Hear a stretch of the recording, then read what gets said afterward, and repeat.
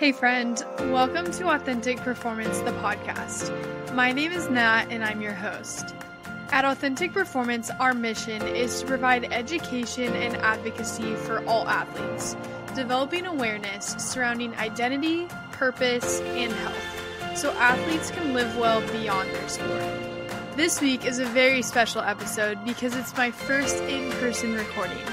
I sat down with a sweet friend of mine, Alyssa Hammer, to talk about all things health, fitness, lifestyle, and Jesus. Alyssa is graduating in December with her bachelor's degree in nutritional sciences and will be starting the nursing program at GCU soon. She has been an athlete her entire life, but has faced some adversity with injury and illness, which led to the end of her competitive running career. She has so much wisdom to share, and I'm so excited for you to learn more of her story. Coming to you from my apartment, here's Alyssa Hammer.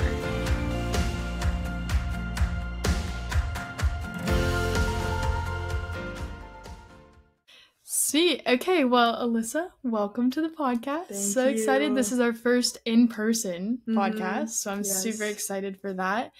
So to start, I'd just love to hear, well, I know a little bit about you, but can you tell everyone a little bit about yourself? Yeah, so I'm also a GCU student, and I have been studying nutritional sciences for the past almost 4 years. I'm actually about to have my bachelor's in December, which I'm so excited about. Excited. And then moving on to a nursing degree, which is a new thing. But yeah, So I've excited. been an athlete my whole life, and I love the way that God and athletics and nutrition can all just intertwine in a really beautiful way. And we just both love these topics, and I'm so excited to be here. Yeah, awesome. Okay, so to start off, you have a really interesting, it's part of your testimony, obviously, but we'll talk more about testimony, but just Right. specifically Lyme disease. Can you tell us about your experience? When that happened, what happened?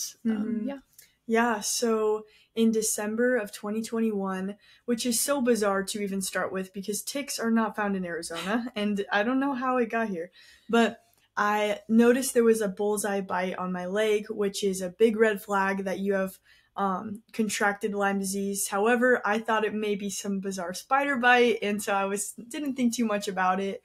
And then in January of 2022, I started really falling apart physically and even mentally. Lyme disease really impacts your mind and gives you a lot of brain fog and mental cloudiness, as well as an array of symptoms like joint pain and heart problems and things like that. It just made being a student and an athlete both very difficult because with joint pain, it's hard to push your body because it's not that good pain that you're looking for. It was not a comfortable pain. And then with the brain fog, it kind of brought this aspect of difficulties retaining information in college. And so over the course of just a lot of confusion and what's going on, I thought I contracted the worst case of COVID there was. I was like, man, COVID's bad. But the Lord is good, and I ended up meeting someone in college who was like, Alyssa, your symptoms are all the same as my sister. And I was like, yeah, does your sister have COVID? She was like, no, my sister has Lyme disease. And I was so shocked and like, okay, this is interesting. Maybe I'll Google some of the symptoms, look into this a little bit more. And I had all of them, all the big red flag ones. And so yeah, I think my testimony is just so long, but there's so many amazing things that God revealed to me in the midst of the suffering. And it was really a hard time of stripping so much of what I found in my identity as a student and an athlete. And I couldn't do those things anymore. And I remember thinking as a Christian, when am I going to want to read this book all the time? I read it, but it's more of a chore.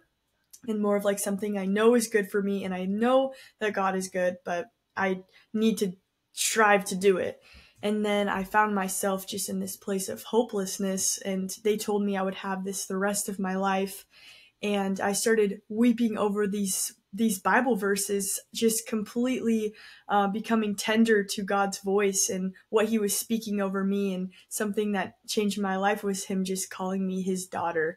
And I was like, oh my word, it was very healing. And long story short, in January, they did find out that there was no trace left in my body. And That's so wild. Yeah, so if you're ever like diagnosed or told, even with an injury, that it's like irreversible or chronic, don't let those words like hit your heart. Like, God is Jehovah Rapha, the God that heals, and He truly healed me. So yeah, such an incredible story. Right.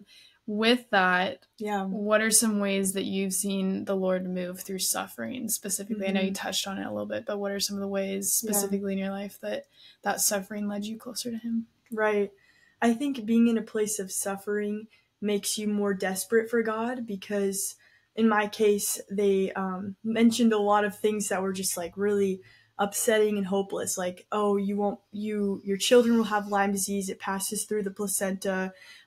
You will never live like a normal life again. You will need to reoccurringly get IVs. I had a port in my chest, and they were like, you'll need checkups the rest of your life to make sure we can manage your symptoms. If you've heard about Lyme disease, you know that it's just like a very discouraging, brutal disease that just progresses over time. And so, yeah, I think that really, like, even Paul's life in the Bible really was impactful on my life, because he used to thank God for his thorn in the flesh. We don't know exactly what that was, whether it was an injury or a disease or some sort of thorn in the flesh. If we've all been there.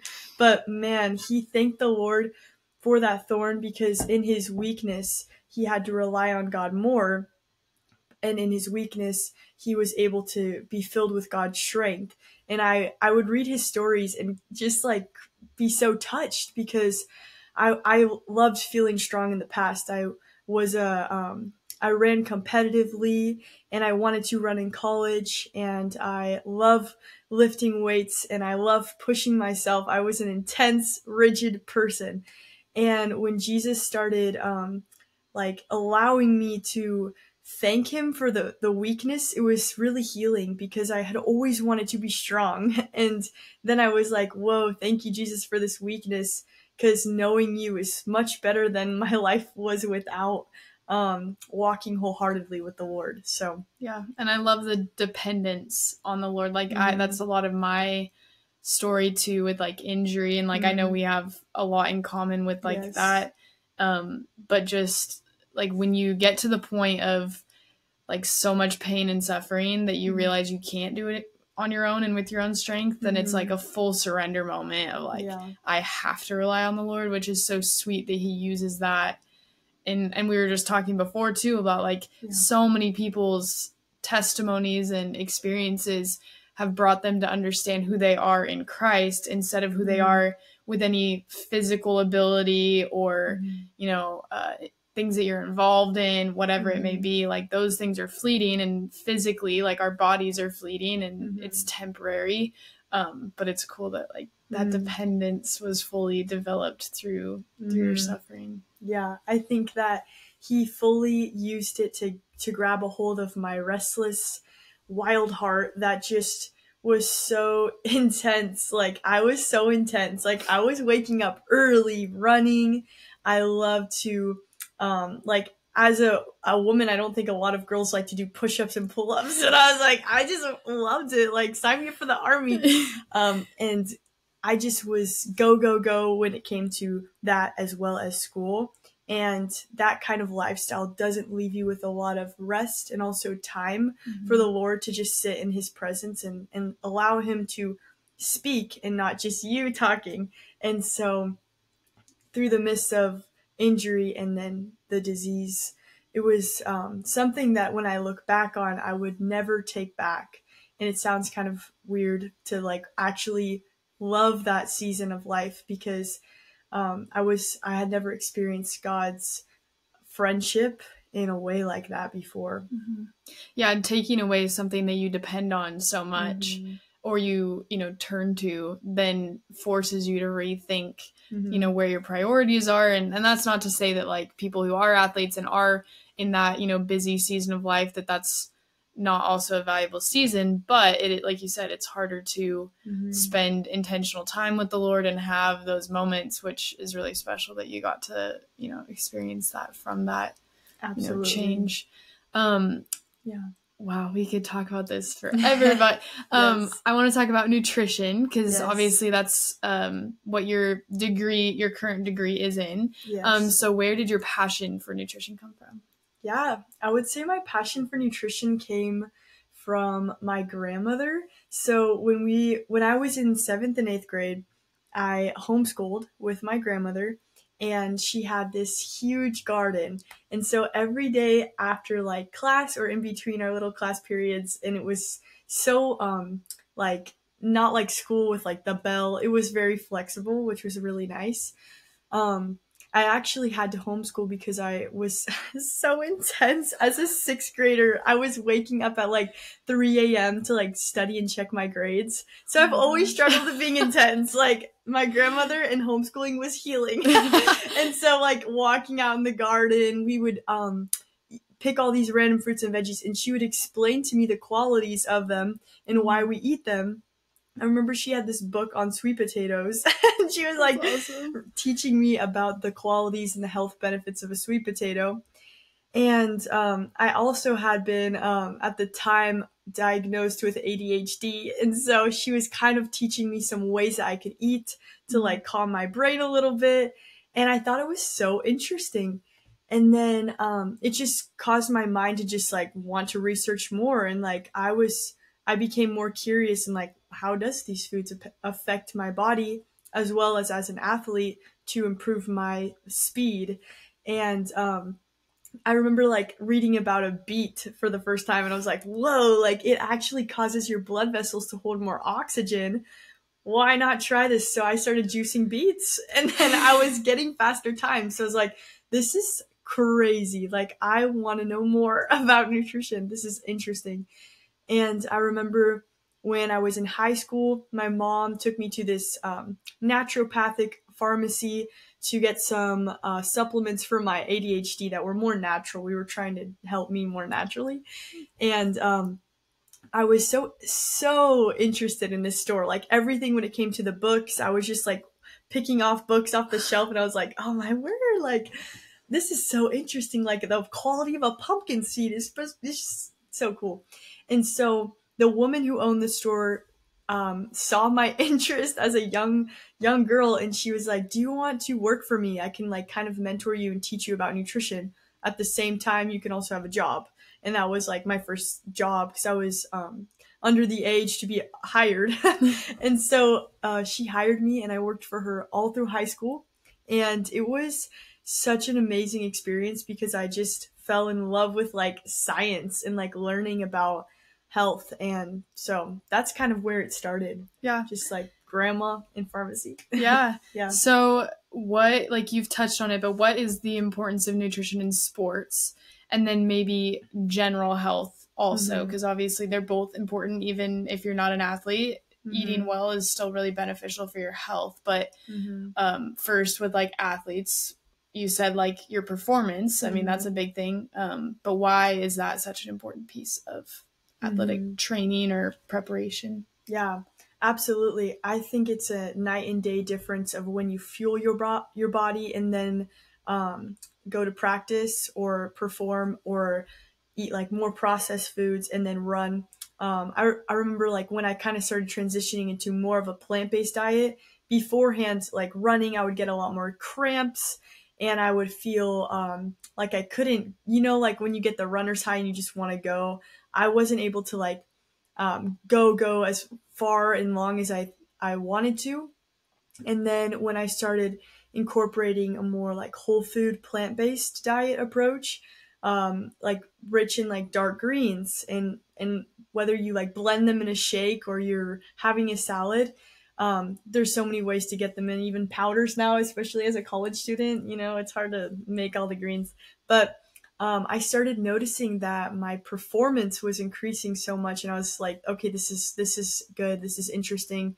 I want to learn more. And I think that like the biggest key to it is balance, of course. Like being restrictive is always going to lead to just mentally being weighed down, because you'll feel guilty if you don't stick to it perfectly. You'll feel like shame if you ate some sort of dessert or candy. And so it's like learning to like find this like balance of what does it look like. I love the 80-20 example of like literally 80% like whole grains, like with good fiber, dark leafy greens, a rainbow, like the rainbow approach is really fun. And then this 20% is just like have fun. Like that is also good for your mind. And I think that now looking back, I would recommend to anyone as of these 4 years of nutrition and time as an athlete, I would say the 80-20 example in lifestyle is the best way to go about fueling yourself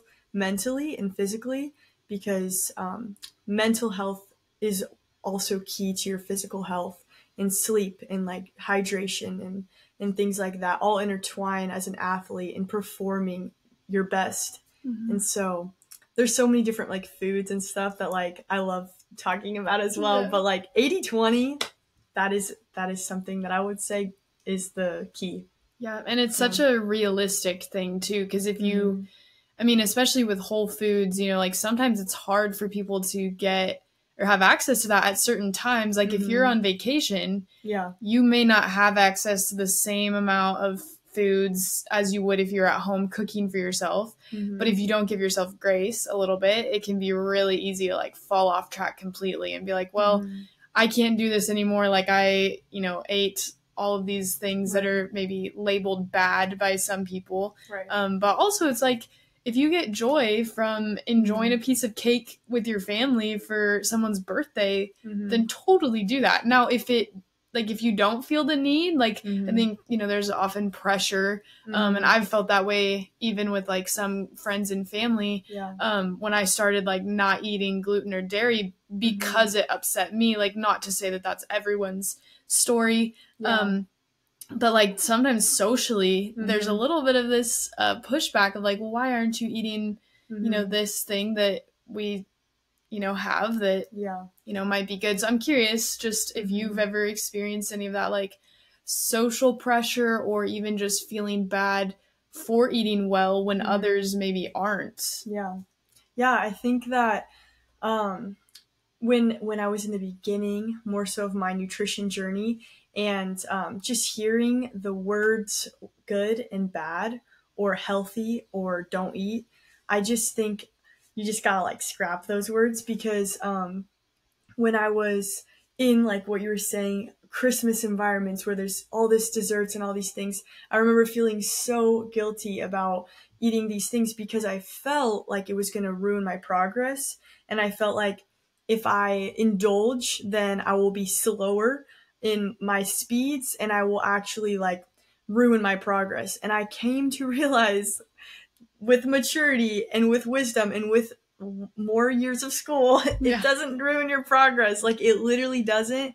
And you actually will be so much more mentally stable, less rigid, and more healthy in your lifestyles. And so, I think that starting your diet with an 80-20 approach is always leaves room for error. And if you leave room for error, then you're not going to, you leave room for just being like, okay, like that's part of it. If you are 100% eating clean, then you might fall into orthorexia, which is the, instead of anorexia where you're restricting, orthorexia is you're restricting anything processed. And it comes with a guilt of eating anything that's not pure or perfect. And so I think a lot of nutrition majors can like feel that weight of like, oh my word, we learn about the properties of these foods and like stay away from these ones. And I just think that it's just not the reality. And also a beautiful thing about Jesus is he always gathered people around the table. He always gathered people around the table to eat and to drink because it opened up to share stories. In like Revelations, I'm pretty sure it's 3:20, Jesus says like, I'll knock on the door, and when you open and you let me in, like I want to share a meal with you at the table. And I think that if we sacrifice those meals in order to stay on track or more rigid or more perfectionist, we'll miss a lot of opportunities of good fellowship and good talks and revelations of who Jesus is. And I missed a lot of those in my life because I was rigid and I was just very, I thought that it would affect my progress when in reality it doesn't. And so coming from a place of like empathy, I've been there, like 80-20, have the room for error because you will never feel guilt. Yeah.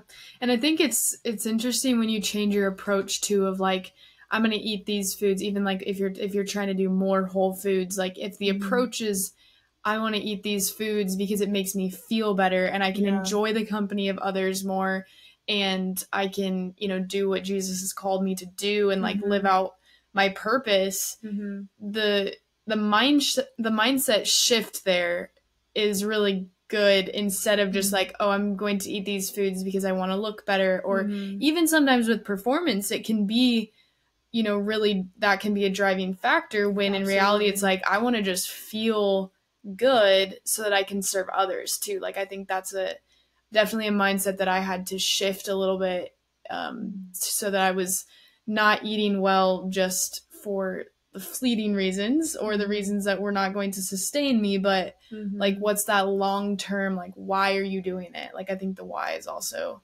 really valuable. Is good.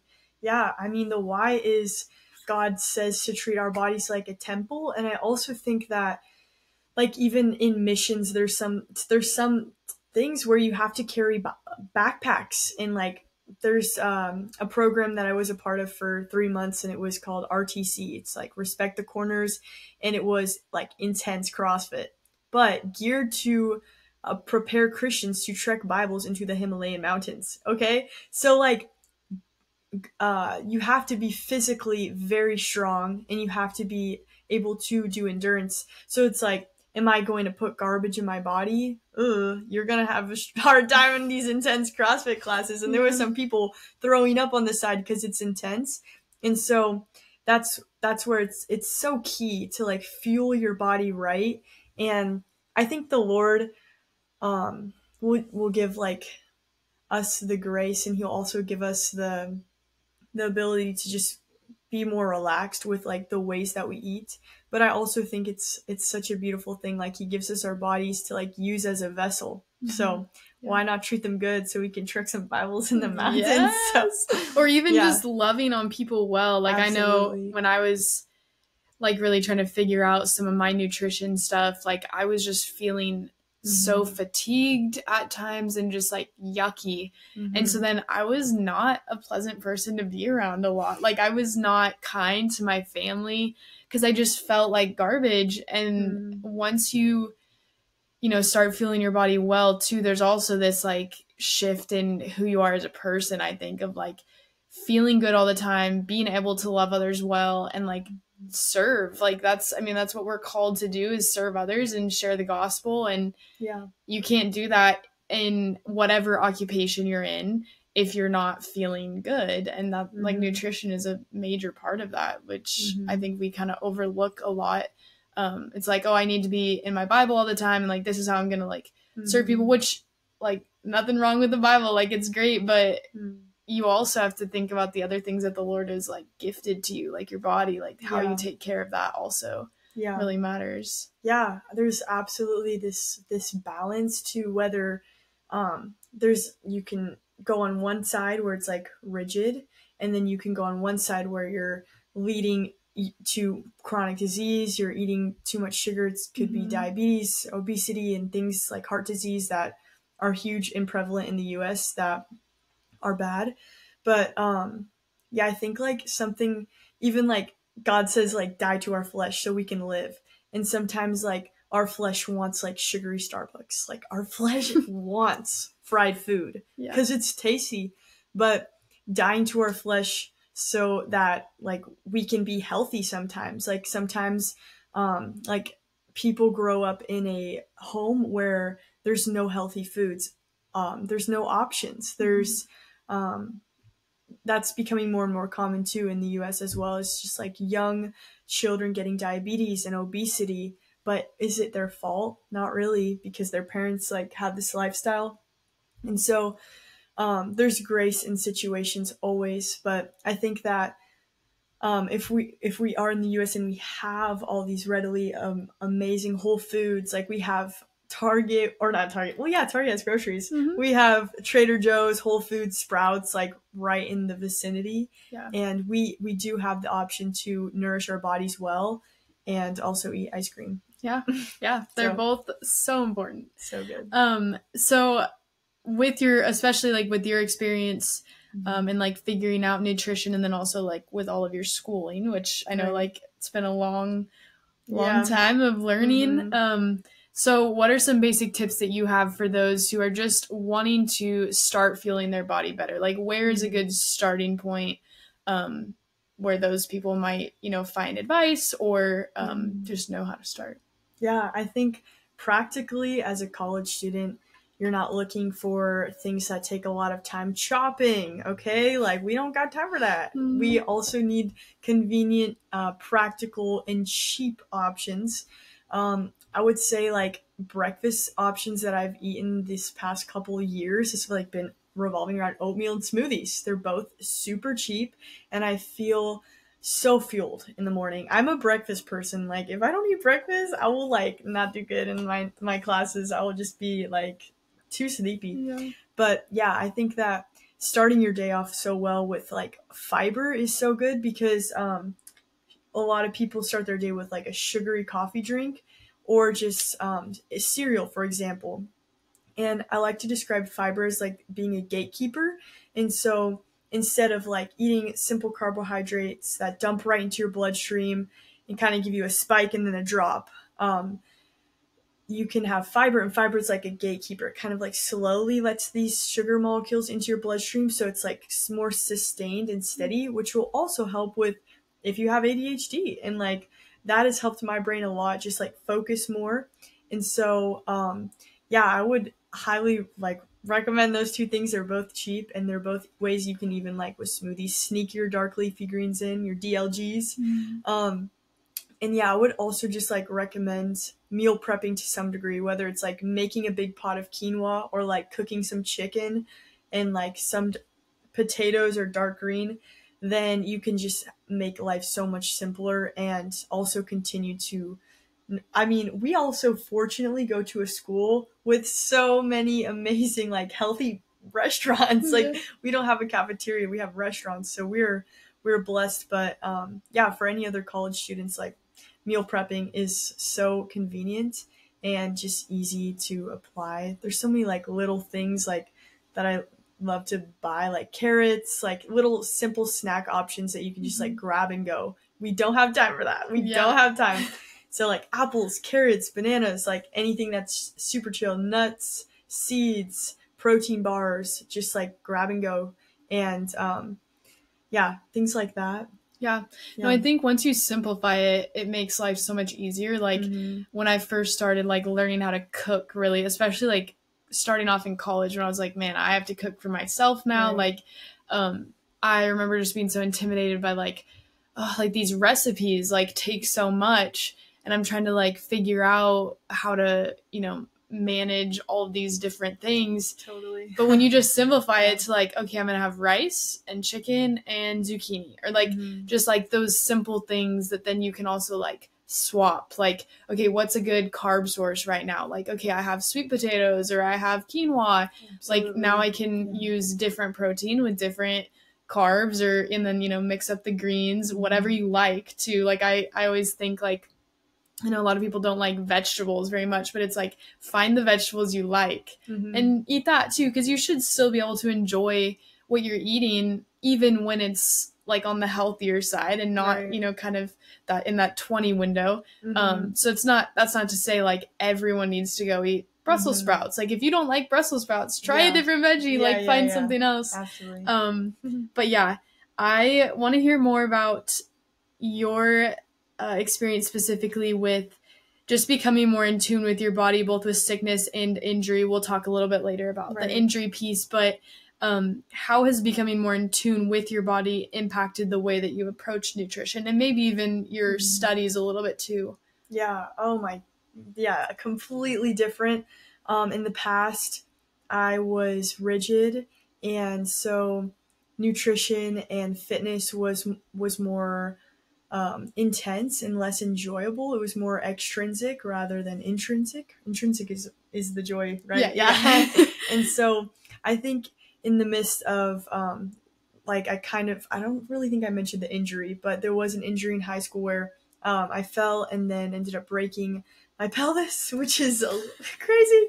And so I think that the small wins were like magnetized in that in the past I was really hard on myself if I wasn't able to push my body to the limit that I thought was good enough. And that's always a mind thing. It's always a mind thing because in one person's mind they're like, this is amazing. Like I made it to the gym and like I'm here. And for someone else it's like, I didn't lift heavy enough. I didn't PR today. I didn't run this speed, this time that I desire to see. And so I think that in the midst of like going through suffering and going through hardships, my mind had to change because I I had to. Like I had to find joy in the little wins. Like, okay, I made it today. Like I lifted weights and I wasn't in pain. Yay. Like, Yeah. you know what I Yeah. mean?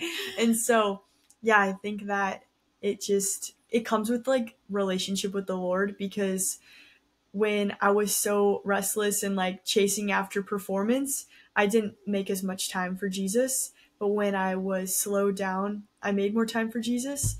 And I felt like he was like motivating me in the gym, like, good job, Alyssa, like, you're doing good. Or like, okay, there's your limit. Like, it's time to call it a wrap. I'm proud of you. And so I think that's a huge thing in like even hearing his voice.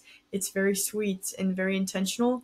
And it helped me get through a really hard time of learning to relax a little bit more. Yeah. So No, and we were talking about too, like just the small wins, like when you're, especially as an athlete, like, and for anyone listening, like if you are an athlete right now and you're in your prime, like just be grateful for what you have and like the way that your body functions, and don't take it for granted too, because you know, like with both of us, like we had this injury that then impacted the way that we got to go to the gym or run or, you know, do the things that we wanted to do. And it was hard to, especially for me, to shift to then celebrating small things. Like I would go to the gym and be like, I can't do the things that I used to do. Like this is such a bummer. Yeah. Instead of being grateful for the things that I still got to do and the ways that the Lord changed my body and being grateful for getting to do anything at all, you know, like I think understanding how to celebrate the small things is really huge, especially when you have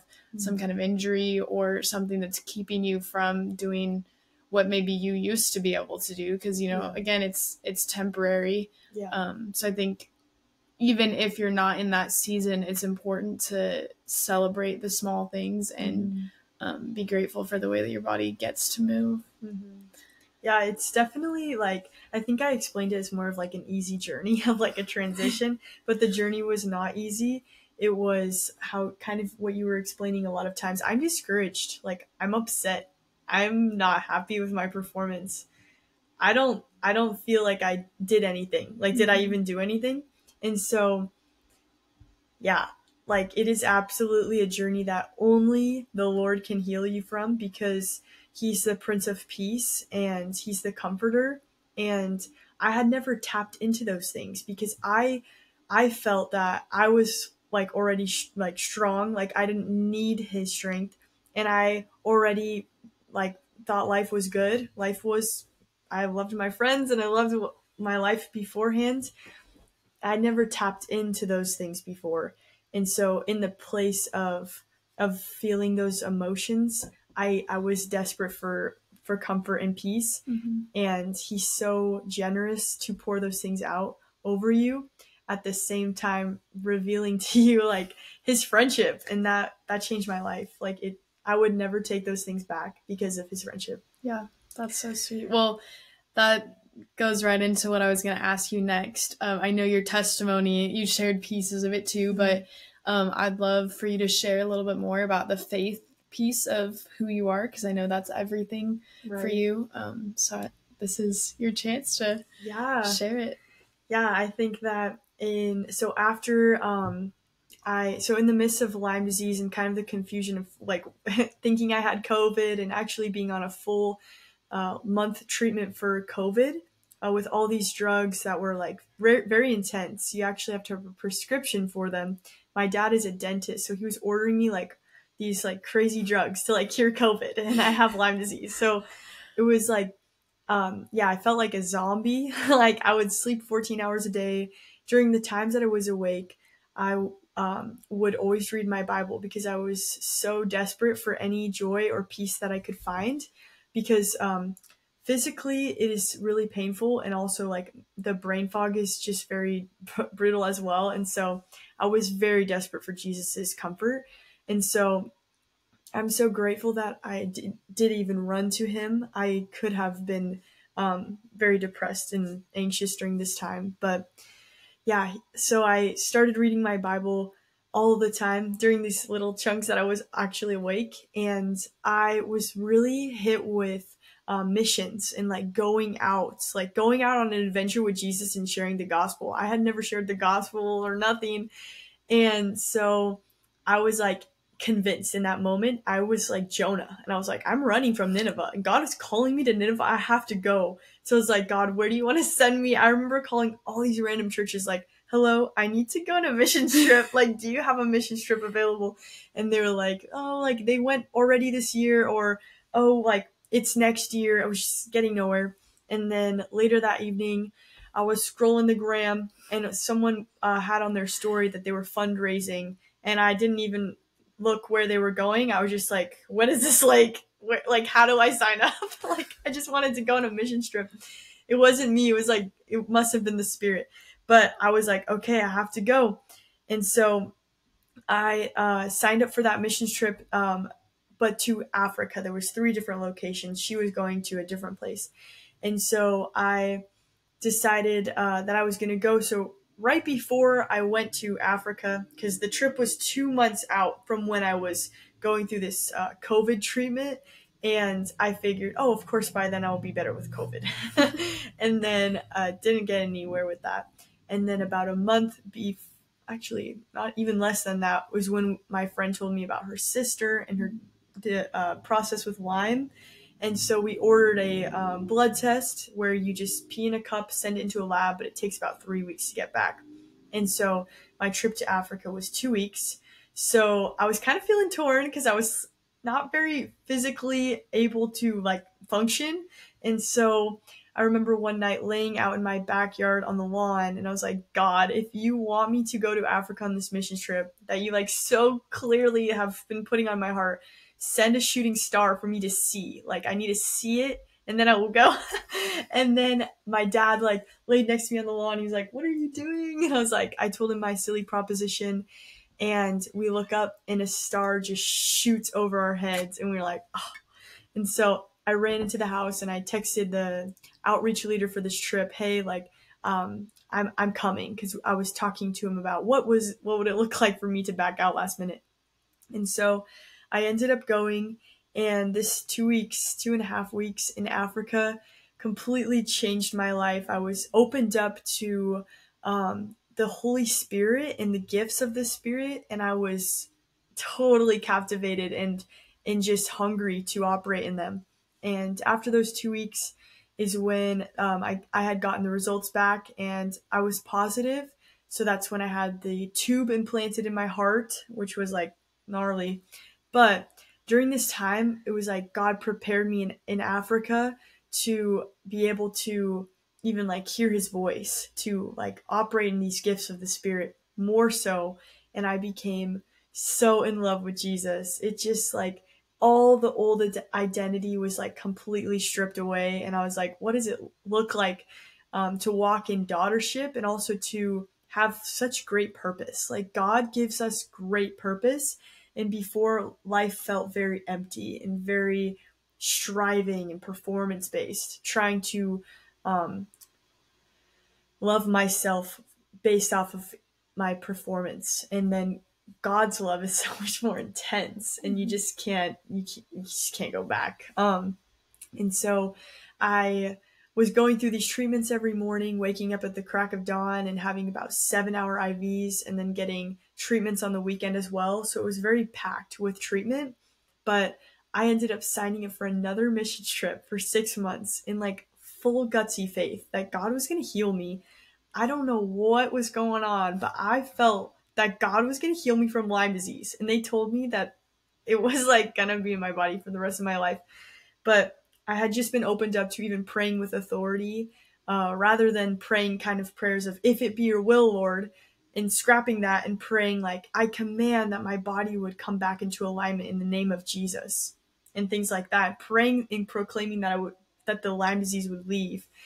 And so I signed up for 6 months in Kona, Hawaii. It's called YWAM, and it's a mission school. And I ended up finishing treatment October 14th, 2022, and then going to Kona in January 2nd, 2023. And 3 weeks in, they got my blood test back that they had taken about a month before. It was kind of a little chaotic action. They kind of lost the blood, and then my mom had to draw my blood. My mom is a nurse, don't worry. And so then they found out that there was no trace left. They said, like, this is a miracle. And so I just want to, like, stir your faith. Like, God, like, is the one who will take the hopeless situations and change it. He'll turn the table on every painful thing and make it beautiful. Every suffering and make it joyful. And it's supernatural, because when I say these things, it doesn't make sense unless you experience them. Like, and Jesus says, if you seek me, you will find me. And so if it's not, you might find me, it's you will find me. Yeah. So I love that about him. That's such a cool story. And I'm glad that you're willing to share it. Like, I was so encouraged, like when we met and everything, just hearing your story, because it's such a testament to the power of the God that we serve, and like just things that are unexplainable by anything else. And even I think, like, for me, like, not having full healing yet, like even this summer, like the experience that I had, like I had a pain-free summer. Wow. And like, yes, the pain has come back a little bit and stuff, but I think that was another example of like, this shouldn't be happening. Like, medically, right. I've gone through all these treatments and all this stuff. And then all of a sudden now, like, I'm having, relief, which is not explainable by anything, in the medical community or whatever. So I think it's such a powerful story to have, like, these impossible things that you maybe don't fully believe can come true, like when you put that in God's hands and don't put him in a box to like what he can do. And that's not to say that, like, if you do pray for healing, that every time it'll just come right then. Like, sometimes your story is not at the point where that's what God wants yet. So good. But you know that he can do it, which I think is a really important piece of like understanding his power. Because and like you've experienced, like, you may not fully understand it until you have something like that happen to you. But like, now you are such a light to other people, an encourager, which I think is a huge reason why, like, God uses stories like that to encourage people, whether it be with other believers and like sparking that fire again, or with people who don't know Jesus and are like, whoa, like, you were healed. Like, this is crazy. Like, I want to know more about this Jesus guy. Like, that's such a cool thing that you get to do. I know you've talked a little bit about it, but how has your faith grown as you've had difficulties with your health? Yeah.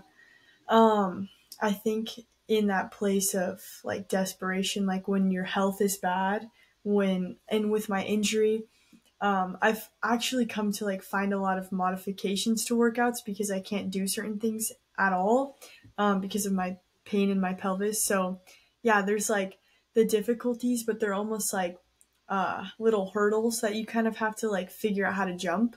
And when in your journey of figuring out how to overcome something difficult, it actually opens up a million ways that you can be encouraging to others, because everybody's got something. Everybody has a hardship. Everyone has a battle that they're dealing with, mentally or physically or both. And so in the past, I didn't have ways of relating to others' pain or suffering or hardship. I had more like sympathy, but now I think that I can say I have more empathy because I can put myself in their shoes and I know what emotions and challenges they may be facing more so. Even like I'm sure it's opened up more ways of like even encouraging those with long-term injuries or discouraging moments of like you thought you had progress and then you slip back. And I've had that before with my pelvis, and I do still have hope that God can heal my pelvis. If he does, like I'm signing up for triathlon. I always say that I will sign up for a triathlon if my pelvis just like bam. Someday. Yes, someday in Jesus' name.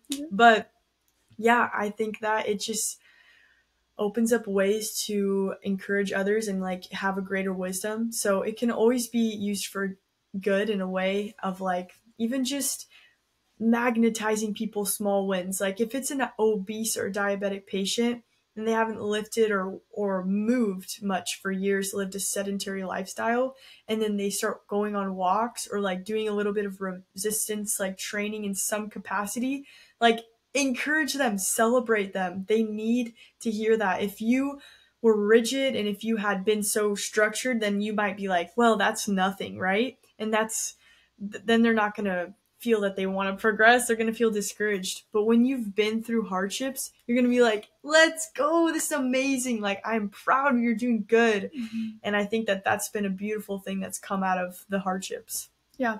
And that leads right into the next question of your faith influencing now your other aspirations, like career wise.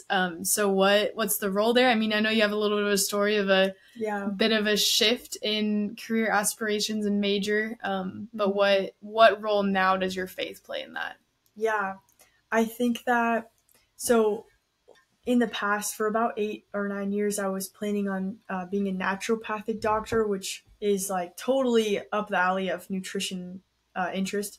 However, when I was in my time of my 6-month mission trip, I started walking through like what it looks like to surrender to the Lord.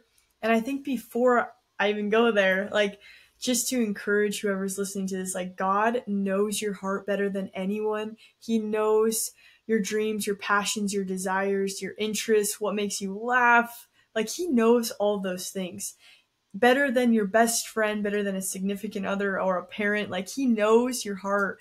And I think that when it finally clicked for me that whatever I would plan for my life would leave me dry and like empty, like not being fulfilled, because when you give it over to God, like here you go, he wants to give you a life that you wake up joyful. He wants to give you a life that you are feeling fulfilled. And that's something that we all want. We all want to feel fulfilled. We all want to feel loved.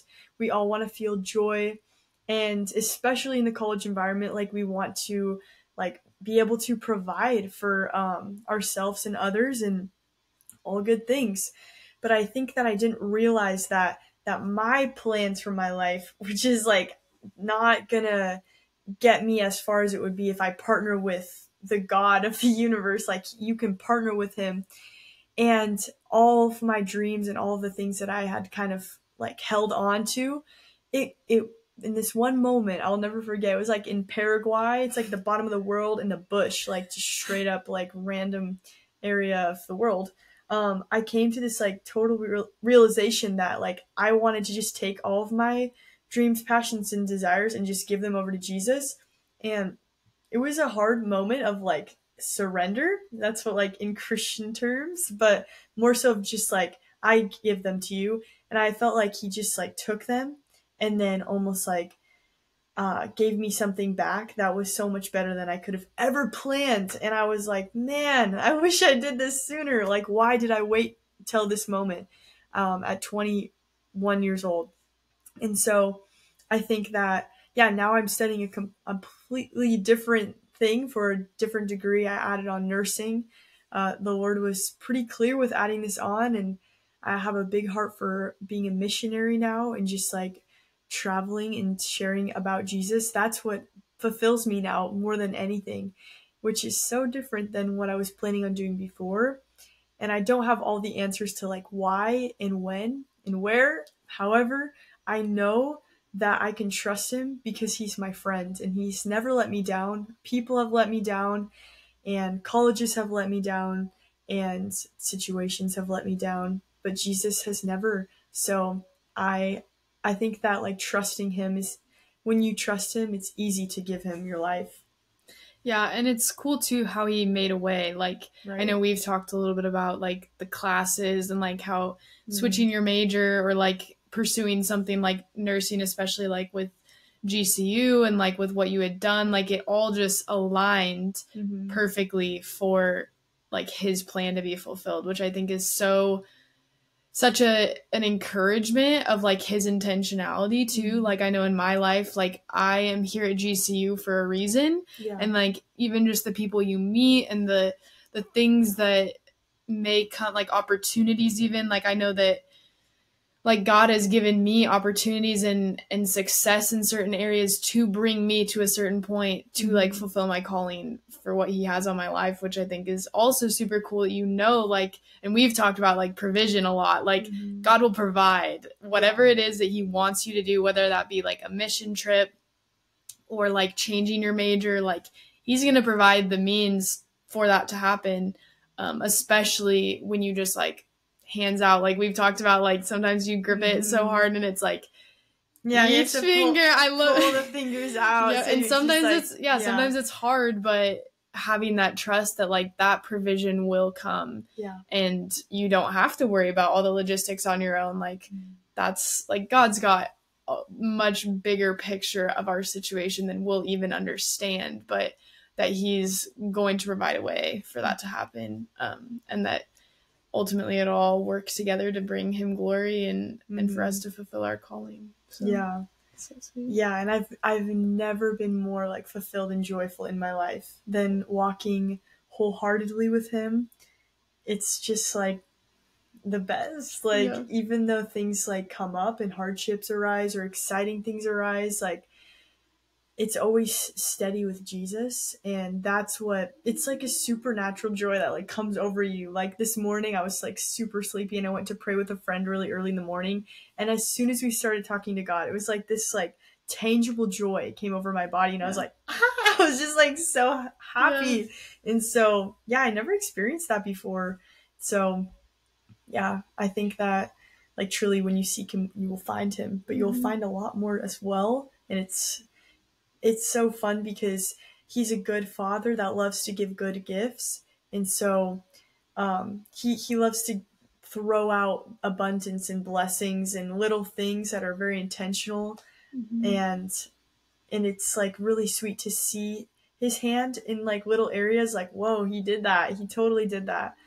And those are probably like my favorite moments of life, of just like seeing the little ways that Jesus like shows me his love, because it's just more intentional than a friend or a parent or something like that. That's so sweet.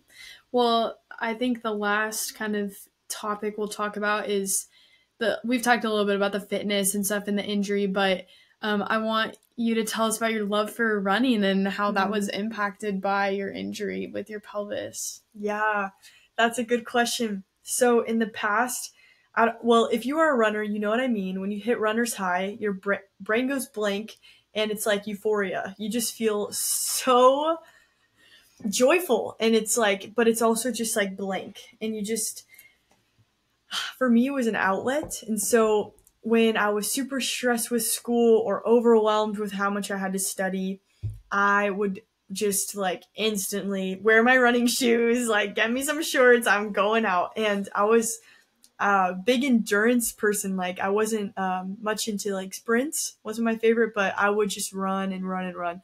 And it was like the most awesome outlet for me, because I didn't know that I could run to Jesus with my stress or my anxieties or my fears or my insecurities. I would kind of run them away. And so when you do that, it's like this temporary fix of like, yes, you're going to get these healthy endorphins. I think I combined hormones, endorphins, and like also just like it's going to make you feel good in the moment. However, it's going to come back again the next day. and you're going to need to go run to your outlet. And when I wasn't able to run, I remember like even just like driving and like seeing runners and like crying because I was so upset that I didn't know what to do. Like I had no outlet anymore for all these emotions and like hardships and stress that I would partner with. And I think God has revealed to me over time that he's the one who gets rid of those things for good. Like I actually, coming back from my 6-month mission trip, I started questioning, oh my goodness, like I don't even have the desire to run or like work out anymore. Like, oh no, like I felt like I was one of those people who was like, I need motivation, like I need accountability. And in the past, I did not need those things. I would be there. And so I think that when you truly like find this deep rest in God, you also find the joy of repentance. Like when I would repent for the stress that I was dealing with, because stress like separates me from hearing God's voice. I couldn't hear it because in a way it's a sin, but it's not necessarily you're like, oh, I'm stealing or I'm doing something that I intentionally know is wrong. Mm-hmm. It's more of like the enemy pokes at you. And I started experiencing so much freedom. Like I don't feel anxiety anymore. I don't really feel stress as much, like weight anymore. And even like sadness or depressive thoughts, like I don't partner with them anymore because God will free you so much to the point of like you won't need your outlets anymore. If your outlets are Netflix or food or people or a significant other or other things, like God will free you so much to the point where you don't even desire them anymore. And that's like something that I came to realize with running or with weightlifting, that I actually like found so much rest and satisfaction in my heart from God that I didn't need those outlets anymore. And now I just would say that they went from being an outlet to a hobby, which is really freeing. Yeah. Yeah. Yeah. So, I mean, obviously all of these things, all of these experiences that you've had have impacted the way you live your life now, which I think is one of the main reasons why we experience suffering or hardship or anything to help us grow.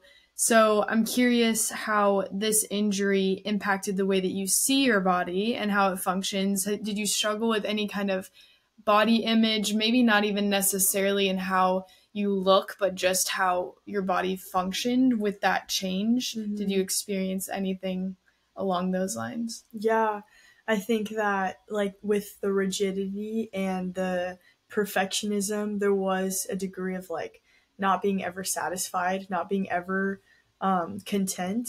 There was always something wrong. There was always something to fix. And after the injuries and after like finding this full fulfillment in the Lord, I felt content with the way I looked. I didn't feel that I needed to change anything anymore.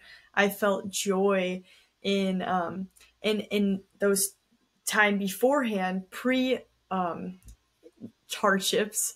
I lost my period for 2 years, and I was so low on body fat that my doctor told me that like I was like getting very unhealthy. Like they were like very concerned if I would even be able to like have children, because with loving running and finding your outlet in like running and weightlifting to find like freedom from stress, it was actually hurting my body. And so yeah, I think that in like finding this like rest in the Lord, it has not only like healed me mentally and just like being able to rest, but also like my body gained this healthy weight that allowed my hormones to regulate, and I felt mentally like more stable, less rigid.